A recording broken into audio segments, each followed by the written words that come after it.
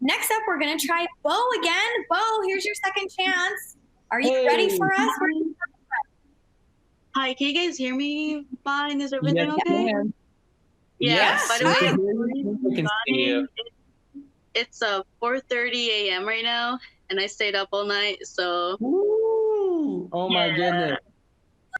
I'm so glad I'm you from the got here. Netherlands, but yeah, I'm so glad that I can make it, but I kind of diverged from my question like regarding voice acting and wanted to ask like a more deeper question, I guess. Sure, yeah. Because ever since I started watching Adventure Time, like it started airing here, like 2 months after it came out in America, and it was instantly like my favorite show ever. And Wow. I always knew that I wanted to be like an artist or something related to art. I Yeah. drew that like Yeah, I can see while I was the fin in the waiting. background. That is an Yeah. iconic fin panel. Yeah, it was amazing. But no, I realized that I wanted to become a cartoonist, like an animator actually. And just because in the show Finn's like really focused on like being a hero and knowing everything and wanting to, know everything, be super smart. And 100%. I know you are like in real life, like a really smart guy and really focused, but I'm having like a lot of trouble um focusing on my goals and setting Yeah. small goals for myself because I'm in art school right now, but Yeah. still like seeing all the other artists must be like the same for like a voice actor, having all these other Mhm. people that do such great voices Yeah. like compete for the same role or for the same like acting job or whatever. And I was just wondering how you like deal with stuff like that. And I guess it's just really hard to really make it into the animation industry because it's so big, Yeah. but so little actually, 100%. get. It's a big industry, but a small pool of people that really work in it. Yeah.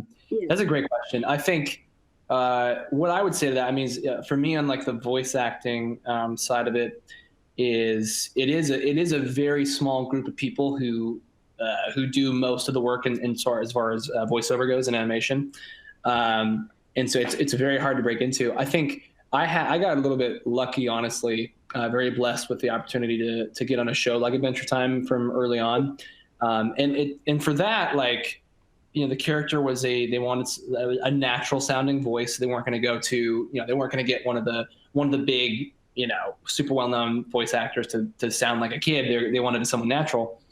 So for me, I got to learn on the job for the most part, honestly, and learn how to become a better voice actor while working on that show. And my voice was supposed to be a more natural sounding character. And I mean, that sounds simple enough, but then you had to temper that with your natural sounding character, but you still have, it's still animation. You still have a lot of energy and you're still doing things that aren't, your normal day to day. I think as I've realized, I started acting when I was like 5 or 6 and I'm 22. So it's been a long time getting from when I first started to getting where I'm at now. And there was a lot of times where I could have quit. I could have been like, what, there's so many actors, there's so many people trying to act, and it's like, I'm never going to get this role. There's plenty of people who look just like me in the audition room that could easily do this. What you realize is, if you love it and you have a knack for it and you're talented in it, it is going to be hard for sure, and you have to work at it, but you're going to get something that works great for you. And the reason you'll get hired for something and you'll be successful, or you'll get a role, you'll get an animation job, whatever, is the little part of you that is different from everybody else. It doesn't mean that you're any more so or any less so talented than the people you're, kind of competing with, I guess, or working with and against, whatever. It just means that there's something different about you. There's something that's going to work perfectly for that job. And I think that's what you have to lean into. There's people that are far better actors than me. There's people that are far worse actors than me, that sometimes will get beat out for a role by someone who is maybe technically worse. And you're like, but they had something different. There's something unique about them that worked for that specific thing. Sometimes I'll get a role and I'm like, oh my gosh, the people I was up against, I'm a fan of. Like, I think they're amazing. but you realize that they wanted something that they saw in you very specifically, and you were the person that could do that because you had something unique. You brought your own voice to it. You brought your own style to something. It's not even that you're as technically maybe good as somebody else at something, but you have something natural that's unique to you that just works really well for that. So I think that's what you need to lean into.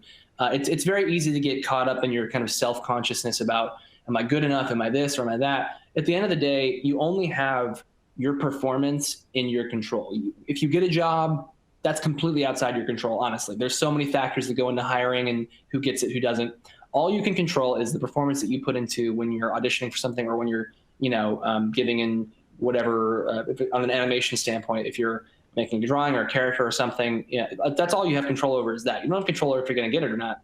And so just enjoy what you're doing. Just put forward the thing that you love the most, that you think is the best. And then if you get it, you don't. It's completely, after that, it's not up to you. You just got to put your best foot forward and know that you'll get what you're supposed to get, and you won't get what you're not supposed to get.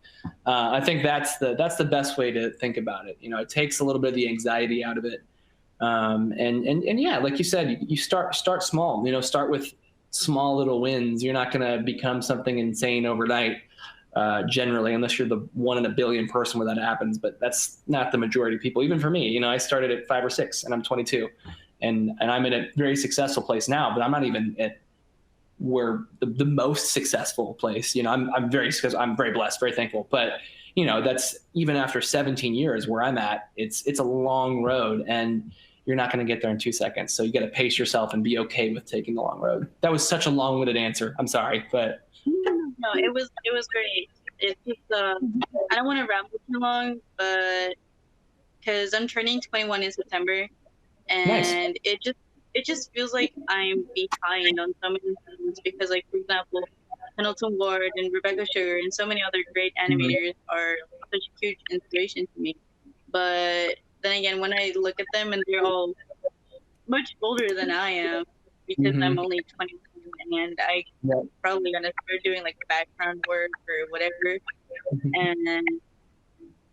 But I don't know how to like keep focusing on. Yeah, you're not too old, don't worry, because that's like a thing that actors also focus on. So yeah, I think it's just confidence, but it's tough. It's very tough. It's not easy, and that's something you got to figure out over time. It took me a great amount of time to get to a point where I felt comfortable and confident with what I was even doing. As an actor, it's like, good Lord, there's so many different things you can do with a character or with any type of line, and I think you just have to get comfortable and confident with being like, what, this is the take that I'm putting out there. If it's not the one that's what they're looking for, oh well, this is what I think is the best for this, and then go from there, So but that's easier said than done. It's a long road to get to that point of comfortability and just knowing that it's going to be okay in the end, one way or the other. But I think once you realize that the worst is that can happen is that you don't get something, is like, that's where I had to get. It's like, what's the worst that can happen in an audition for me? It was like, I don't get the role. Okay.